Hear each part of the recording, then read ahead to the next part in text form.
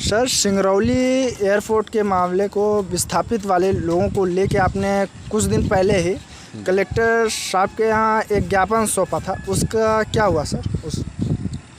देखिए, सिंगरौली एयरपोर्ट के जो विस्थापित हैं वहाँ के लगभग सैकड़ों लोग चल के हमारे पास आए थे और हम सब लोगों ने मिल करके माननीय कलेक्टर महोदय को ज्ञापन सौंपा था। लगभग ये पिछले बुधवार की बात है, नहीं सॉरी मंगलवार की बात है। और उम्मीद थी हमें कि प्रशासन इस पे ध्यान जरूर देगा।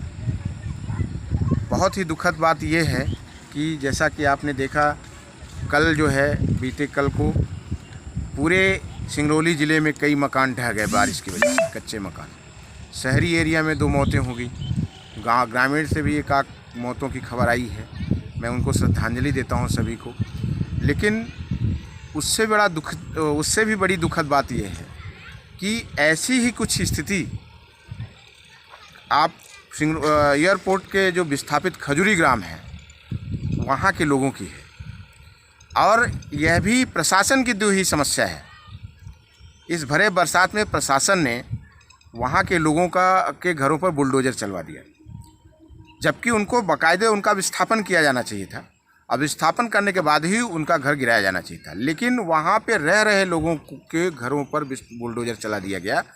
और न तो उनको पूरी तरीके से तोड़ा गया और न पूरी तरीके से छोड़ा गया, यानी आधा तोड़ के रख दिया। आप कुल मिलाकर के उनके घरों पे छत नहीं है, एकाक में है, टूटी फूटी छतें हैं, जिससे लगातार पानी का रिसाव हो रहा है और दीवारें बिल्कुल जर्जर हो चुकी हैं। कभी भी गिर सकती हैं और कभी भी बड़ा हादसा हो सकता है। और एक एक घर में 8-8, 6-6, 7-7, 8-8 लोगों का परिवार रह रहा है। यानी अगर ऐसा कोई हादसा, कल जैसे कोई हादसा हुआ वहाँ पे, जो कि संभावी है कि हो जाए, भगवान न करे ऐसा हो, लेकिन जिस तरीके से कंडीशन दिख रही है तो होना संभव है।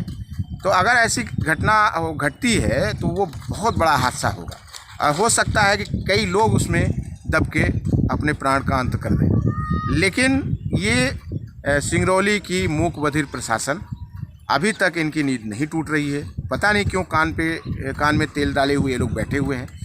आँख के अंधे हैं कि दिमाग के बेवकूफ़ हैं, मेरे समझ में नहीं आता। लेकिन ये आज तक जागे नहीं हैं। ये एक बड़े हादसे का इंतज़ार किए हुए हैं, मुझे ऐसा लगता है। दूसरी बात मैं कहना चाहूँगा कि वहाँ एक इन्हीं लोगों की लापरवाही से, उसमें मैं तो कहूँगा एसडीएम और तहसीलदार की पूरी लापरवाही है, पीडब्ल्यूडी विभाग की पूरी लापरवाही मैं मानूंगा। इनके लापरवाही से एक नवजात 6-7 साल के बच्चे की वहाँ पे मृत्यु हो गई आज तक, जबकि उसमें गैर इरादतन हत्या का केस बनता है, लेकिन कोई झांकने नहीं गया। उस पीड़ित परिवार के पास प्रशासन का एक व्यक्ति नहीं गया सहानुभूति तक दिखाने कि चलो सहानुभूति तो दिखा दें। किसी का बच्चा ख़त्म हुआ है, आप सोचो, कटौली गांव का एक साहू समाज का बच्चा ख़त्म हुआ, जैसा कि आप सभी जानते हैं। एक सहानुभूति के तौर पर भी कोई प्रशासन का व्यक्ति वहाँ नहीं गया। ये बहुत बड़ा हादसा है। ये तमाम इस तरीके की असंवेदनाएं सिंगरौली प्रशासन में देखने को मिल रही हैं। मुझे उम्मीद है, अब मैं अगर मेरी आवाज़ आपके माध्यम से शिवराज सिंह तक जी अगर पहुँचे तो मैं उनसे कहना चाहूँगा कि ज़रा आकर के देखिए कि आपके द्वारा बनाए हुए सिंगापुर में लोगों के रहने के लिए घर नहीं है। थोड़ी सी बारिश में लोगों का घर गिरा जा रहा है। ये आपका सिंगापुर है शिवराज सिंह जी, शर्म करो। आपको तो शर्म आएगी नहीं, लेकिन हम लोग इस बात को यूं ही नहीं जाने देंगे और इस बात को ऐसे पचाया नहीं जा सकता। अगर प्रशासन की नींद नहीं टूटी तो एयरपोर्ट का जो काम चल रहा है उस काम को वहाँ की ग्रामीण जनता और हम लोग मिल करके साथ में बंद कर देंगे। और तब तक वो काम बंद रहेगा जब तक समस्या का समाधान नहीं हो सकता।